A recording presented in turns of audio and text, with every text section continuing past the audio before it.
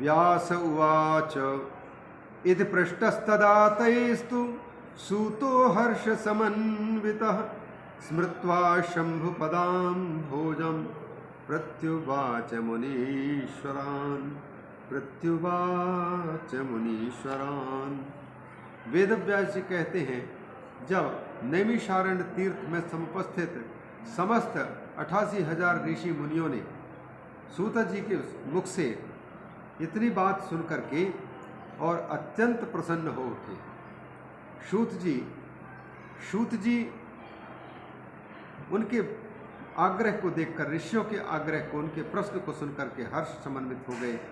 अब भगवान शंकर के चरण कमलों का स्मरण किया, क्योंकि जिनकी कथा सुनानी है उन भगवान के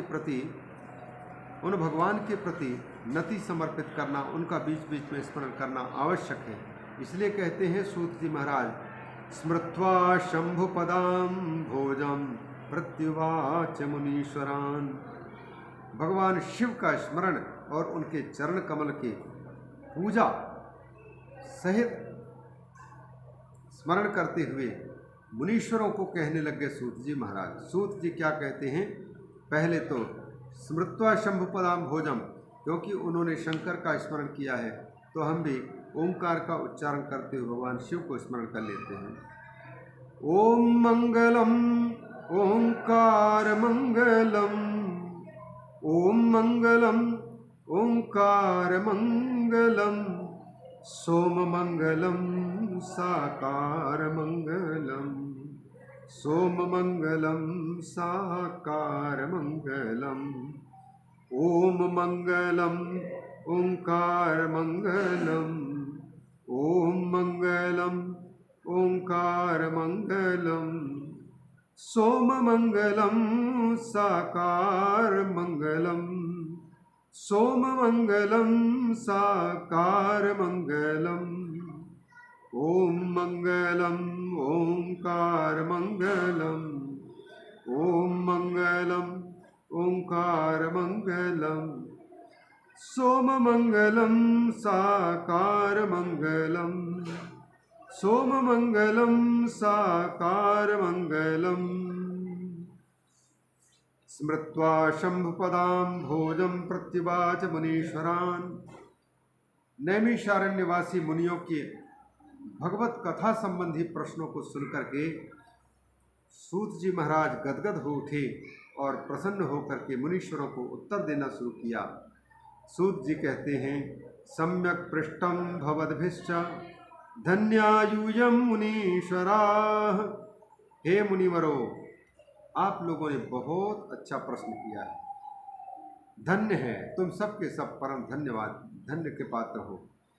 सदा शिव कथाम यो यज्जाता नैष्टिकी मति, क्योंकि आप सबके सब भगवान की कथा सुनने के उद्देश्य से ये जिज्ञासा प्रकाशित कर रहे हैं कि भगवान ने कौन कौन से अवतार ग्रहण किए हैं, अथवा उमा के साथ में उन्होंने क्या लीलाएं की हैं।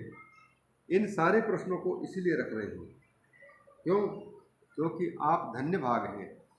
भगवान की कथा सुनने के उद्देश्य से चाहे कोई घुमा फिरा करके ही प्रश्न क्यों न हो, पर वक्ता को जैसे तैसे भी प्रश्न को सुनकर के भगवान की चर्चा करने का अवसर आ जाए भगवत प्रेरणा से, तो पूछने वाले व्यक्ति का पूछना सफल हो जाता है, बल्कि उनको मुक्ति की प्राप्ति हो जाती है। तो वेदव्यास जी मुनीश्वरों को नमस्कार, ये वेदव्यास जी कहते हैं मुनियों को नमस्कार किया सूत जी ने और कहना शुरू किया, सदा शिव कथायाम वो यज्जाता नैष्टिकी मति, क्योंकि आप सबका भगवान शंकर के सदाशिव की कथा में अत्यंत निष्ठा है, रुचि है, भक्ति है, श्रद्धा है, इसलिए यूयम धन्या, सचमुच आप धन्य हैं।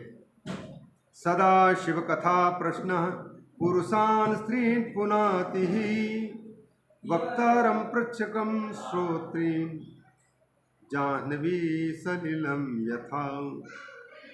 सूत जी कहते हैं, मुनियों, भगवान की कथा को सुनने के उद्देश्य से यदि कोई श्रोता प्रश्न करता है तो वक्ता का, श्रोता का और आयोजक का परम कल्याण करता है। वासुदेव कथा प्रश्न जैसे उसी प्रकार सदाशिव कथा प्रश्न, भगवान शंकर से संबंधित कोई भी जिज्ञासा कोई प्रश्न होता है वह 3 लोगों को पुण्य प्रदान करता है एक साथ। एक तो जिसने पूछा है अर्थात कथा श्रवण करने के लिए कथा का यजमान बना है, एक तो उसको पवित्र कर देती है भगवान की कथा, दूसरे वक्ता को पवित्र कर देती है भगवान की कथा, तीसरे सुनने वाला व्यक्ति भले वो आयोजक नहीं हो लेकिन भगवान की कथा सुन रहा है तो उसको भी भगवान की कथा पवित्र कर देती है। यह 3 लोगों को भगवत कथा पवित्र करती है, वक्ता को, श्रोता को और आयोजक पृच्छक को, पूछने वाले को। जैसे गंगा जी का दर्शन कोई करता है तो गंगा जी 3 लोगों को पवित्र कर दे रही है दर्शन से। एक तो गंगा जी को जो देखते हैं तो दर्शन करने वाले को पुण्य की दरस परस मज्जन और पाना, पहले तो दरस हो फिर परस हो फिर जो है उसकी स्वीकृति हो, स्नान आदि हो, अवगाहन हो।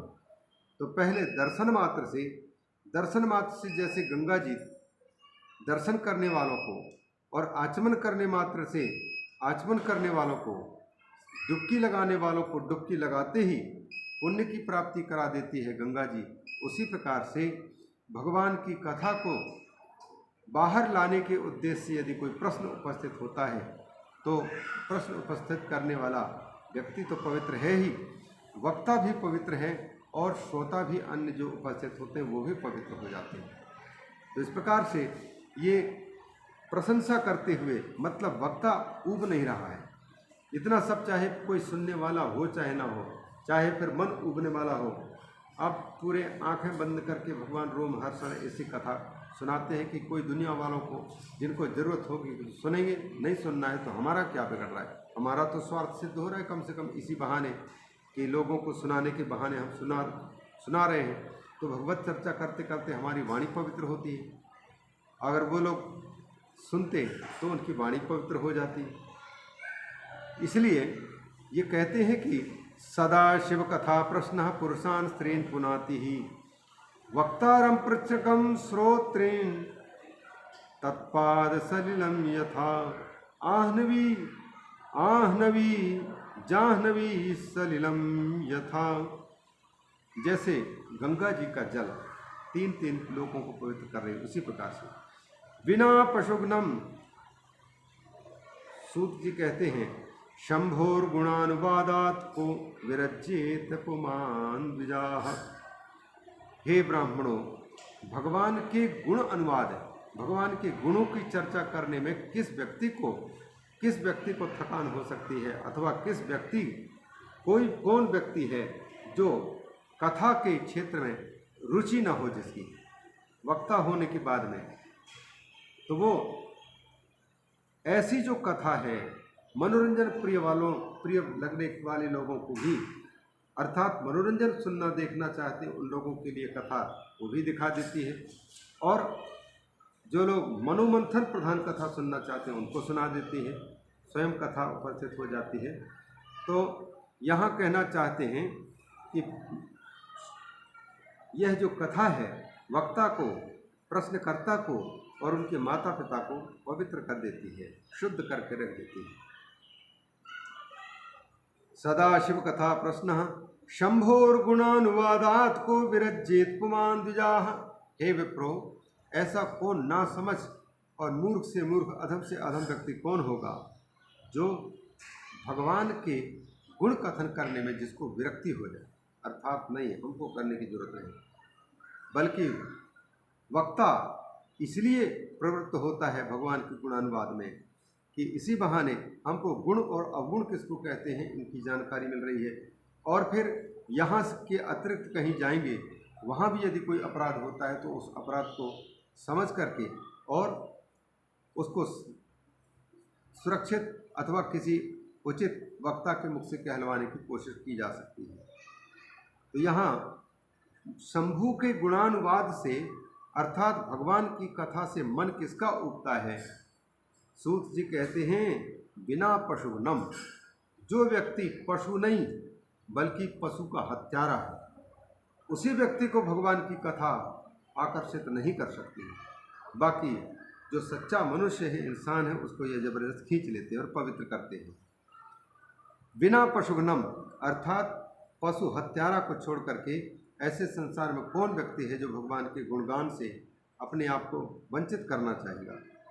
गीयमानो वितृष्णैश्च भवरोगौषधोपिः मनः श्रोत्रभिरारामश्च यतः सर्वार्थदः शिवः। इसको यदि कोई गान करता है और तृष्णा रहित होकर के इसका वाचन करता है तो उसके लिए तो अगर वो भवरोगी है तो भवरोग हट जाएगा, यदि उसको औषध की ज़रूरत है तो फिर औषध की उपलब्धि हो जाएगी, भूख प्यास है तो भूख प्यास को बुझाने की वस्तु मिल जाएगी। इस प्रकार से ये सुंदर महिमा कहते हुए सूत जी महाराज कहते हैं, कथयामि यथा बुद्धि भवत् प्रश्नानुसारतः शिवलीलां प्रयत्नेन द्विजास्तां शृणुतादरात्। हे द्विजवर्यो, मैं अपनी बुद्धि के अनुसार जैसा हमने सुना है और जैसा हमने समझा है, भवत प्रश्नानुसारता, आप सबके प्रश्न का उत्तर देने के उद्देश्य से मैं आपके इस प्रश्न का उत्तर जरूर प्रस्तुत करने की कोशिश करूँगा।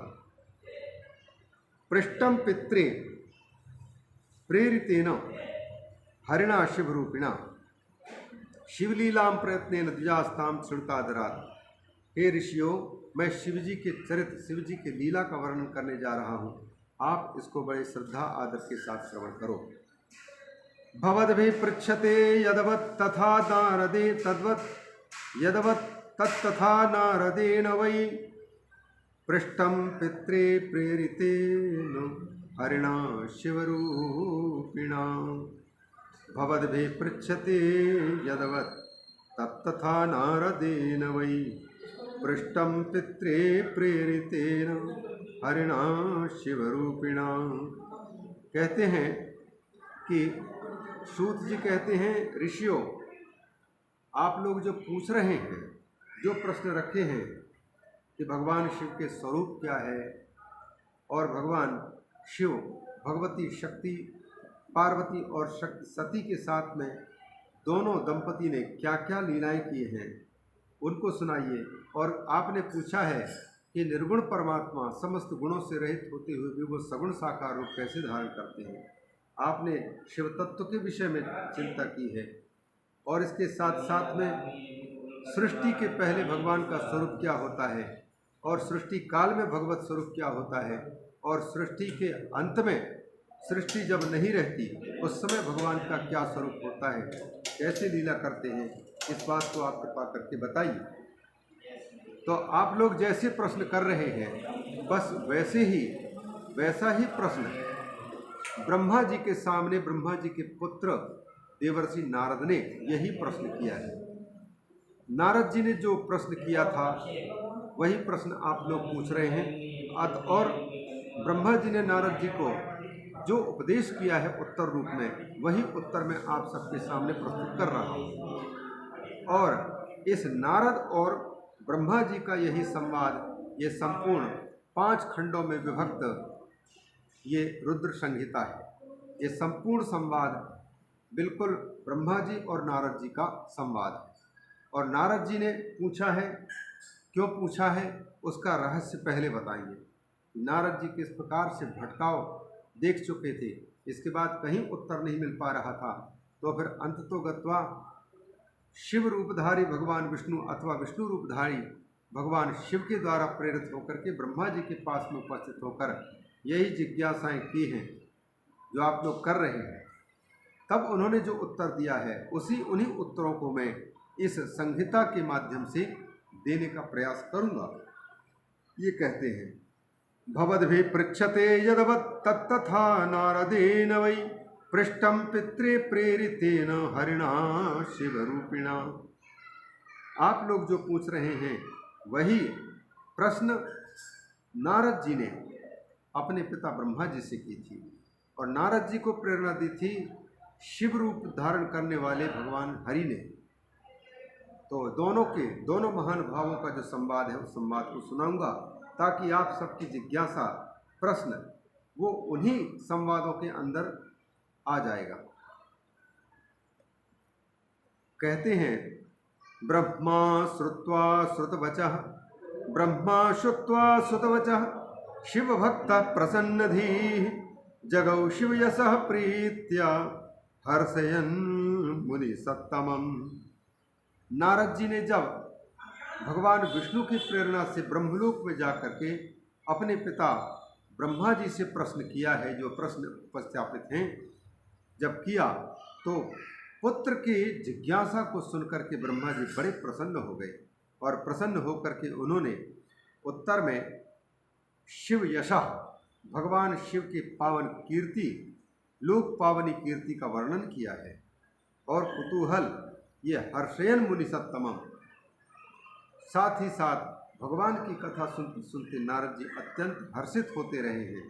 तो यह पूरे के पूरे उपाख्यान हम सुनाने जा रहे हैं।